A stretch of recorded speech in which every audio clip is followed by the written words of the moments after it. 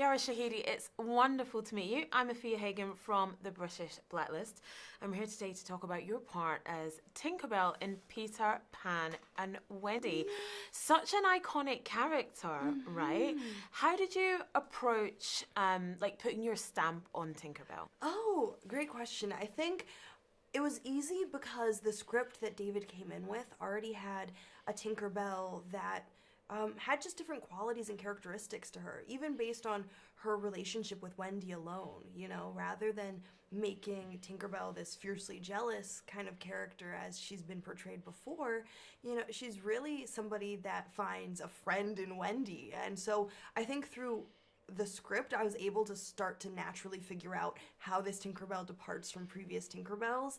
And then the rest of it came down to playing on set. I mean, David and I went back and forth before any set day about physical references, references for emotions and expressions, especially as a character that speaks in her Tinkerbell fairy language.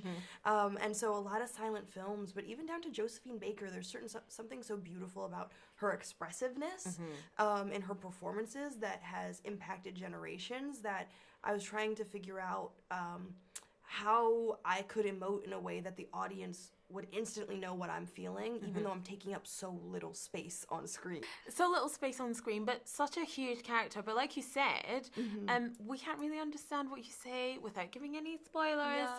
It's all bells and it's beautiful. But how do you approach acting like that without being able to use your words?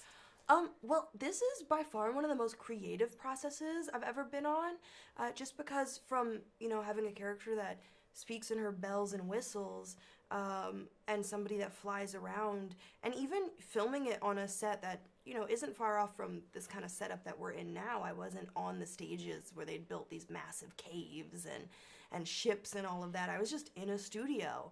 And so it really did require another level of imagination. But I think for me, where not speaking was almost helpful to character development was this, it helped me bring that kind of central idea of what does it feel like to be unheard, and how would that change how you move and how you express yourself, how you get people's attention.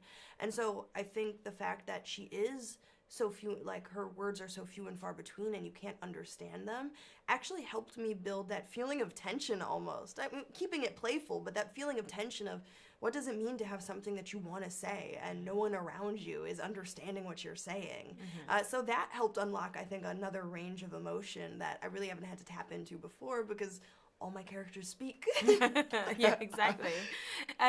You mentioned today's the first day you've met your cast members, and I read that you did some of your scenes by yourself in a garage. I did with the green screen. all of my scenes.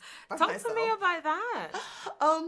It was again, when I say most creative process ever, it was really, I think the best word I could find is meditative, in terms of being like, I really had to rely on myself in this world that I've created around me, because it wasn't what was reflected. And I mean, David did such a great job, and I really appreciated his guidance in giving me as much to work with as possible, from giving me scenes that they had filmed so I knew what scene I was being added into, and play-by-play storyboards, and I even had, any pictures he could send. And so he made it as immersive of an experience as possible. But, I think part of using the motion capture technology is that you can't be in the middle of some stage. You have to be by yourself, sitting very still, doing these expressions. And so it did require, I think, another level of imagination and another level of creativity to look around and truly believe I was somewhere I wasn't, and to be able to kind of tap into that so quickly, which I enjoyed. It was a challenge unlike anything I've done before,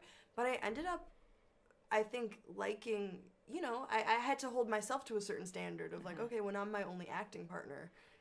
Well, Yara, we loved you as Tinkerbell, so thank you so very much. Thank you so much. Thank you.